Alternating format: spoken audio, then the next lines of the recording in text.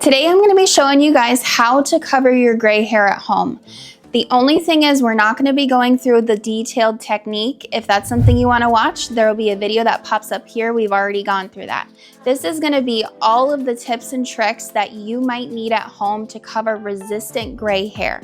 Now my mannequin head here has about 50% gray hair, so that means her natural hair color is 50% and her gray is 50%. If that's you and you struggle to get your color to actually stay, I want you to watch this full video because I'm going to give you so much good tips, tricks, and information on how to do this at home on yourself. So we're gonna start by mixing up her color and I'll show you exactly what I do. Okay, so my mannequin is 50% gray. So if you guys can see that right there, this is the percentage of the gray that she has, and that is super important to know. We are gonna target a medium brown hair color.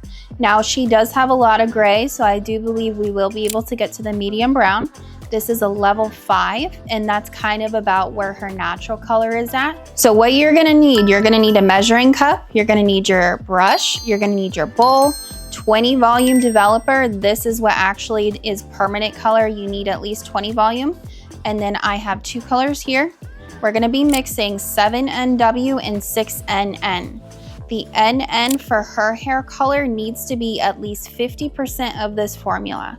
So I'm gonna do half 6NN and half 7NW in my formula. Now, if you have 75% gray hair, you want 75% of your NN formula. And if you have 25%, the same goes there. We're also going to be mixing equal parts of the developer. So make sure you're looking at your measuring cup. You need this to be accurate. And then this is the easy part. You're just going to put it in your bowl and you're going to mix.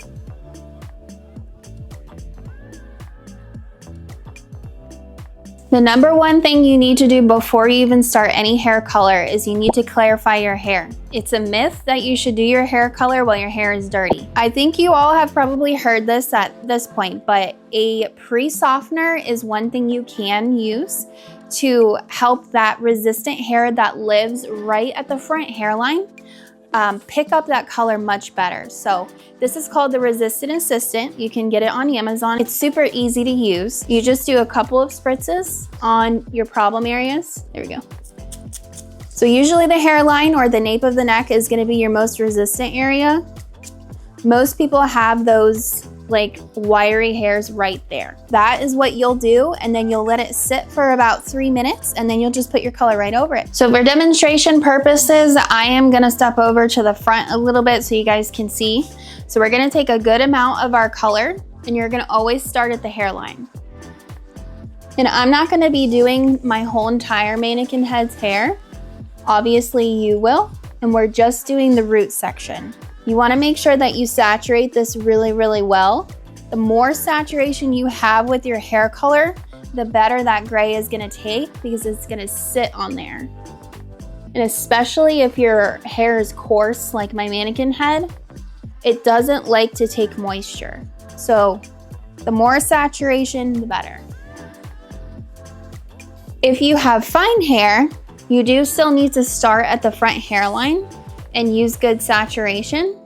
So it really doesn't matter what kind of texture, but especially if you have that coarse hair, you're really gonna need it. Now, one thing is you guys doing your hair, you're going to have natural virgin hair that you're coloring, and color does not lift color. So that's our second tip. If you are matching your hair color, you need to look at the level of hair color that you are already. So you need to target that level of hair color. Her hair is already processed, so I can only change the tone of her hair. I can't make it lighter. If you have virgin hair, you can make it lighter by going up a couple of levels. Just keep in mind that you are gonna have a little bit warmer of a result the lighter you go. For me, I split the hair into 4 quadrants. We're only gonna be working on 2 right in the front, and I'm gonna clip away the rest. So I'm gonna clip away these back 2 quadrants, but you would split your hair right down the middle. And again, if you guys want to watch the actual technique, we will have a video pop up right here of me doing that on myself, how to show you exactly how to do it on your head at home. One thing is that you guys like to use these bottles that comes in box dye. And the reason I don't like using bottles is because it's a little bit sloppy, but when you constantly overlap your hair color, it's gonna cause damage and it's gonna cause dark spots in your hair. So if you're working clean, then the color and the end result's gonna be clean. So I'm just outlining these sections and then I start on the inside. When we start to go through here, again, like I said earlier, saturation is key. You wanna take sections about this thin. So you should be able to read a book through this section. If you're taking sections that are like an inch thick, these sections are not gonna penetrate the hair shaft and you're gonna get gray hair in between that's not gonna cover. So it's gonna look spotty and it's gonna kind of look like zebra stripes. So the section size matters. Make sure that you're consistent throughout as well. Now, one thing that does happen a lot to people at home as well is if you're using a box dye, then the developer that's in that box dye sometimes can be up to 40 volume. So another tip is do not ever go over 20 volume developer. You don't need it. You're gonna end up with hot roots. And hot roots is because your scalp is naturally warm and the warmth will actually lift that color. I'm gonna do one more section right here and that's where I'm gonna stop on this side. But if you were doing all of your roots, you would continue down and then you would start here and flip and go your way backwards. So I actually like to use the tip of my brush when I do this. It's just a lot quicker and it's a lot more clean. And just make sure you guys are actually using gloves. If you're not using gloves, obviously your hands are gonna be really stained. So let's talk about your guys' formula. So like I said, you do need to have 50%, it's a rule of thumb, 50% NN in your formula, which is double N, that's natural. And the reason for that is you need to fill that pigment in that gray hair that's been lost. Another good tip is use another color that's a warm-based color. You don't have that pigment in your hair anymore. It's missing, so you need to replace it. Okay, so this is where I'm gonna get to my stopping point on this side. I've used all of my color now, and I will clean up her face, I promise, because if that were a real person, nobody really wants that sitting on their forehead. Okay, so one thing that would also help someone who does have resistant gray hair is what you can do is put perm end papers around your front hairline or wherever you have that problem area. And what that's gonna do is while your hair is processing, it's gonna allow that color to sit and get warm. So the cuticle opens when the hair is warm. So having it stay moist in the warmth from your scalp is gonna help that color to penetrate better on that resistant hair. They're literally just little pieces of paper like this, and we're just gonna stick it to her front hairline. So we're literally just gonna take our perm end paper, stick it right there, and you're gonna let that sit there the whole entire time. And I'm gonna go all around her hairline and stick it right there. It's not very pretty, but it doesn't have to be, especially if you're by yourself at home. One other tip is also gonna be your processing time. Most permanent hair color brands are going to be between 35 to 50 minutes.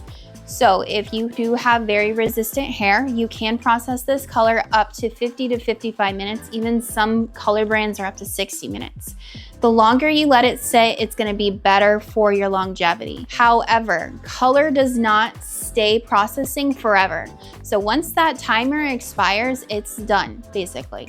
So if you leave it on for 2 hours, it's not gonna give you a different result than if you left it on for an hour. The timer starts after you're done putting the last section of hair color on. So we're gonna let her process, and then I'm gonna rinse it and blow dry it so you guys can see the end result. Okay, so I washed her, blow dried her, and I think it turned out really good. It's the perfect color. It's a medium brown. I've used this hair formula on lots of clients before, so I kind of knew exactly how it would turn out. I mean, mannequin head hair is a little bit different because it's really over processed. So natural hair would take this color a little bit differently, but that's okay. You guys get the gist. So I just want you to see, I'm gonna tilt her head down, the difference. So it did really well right where I put it.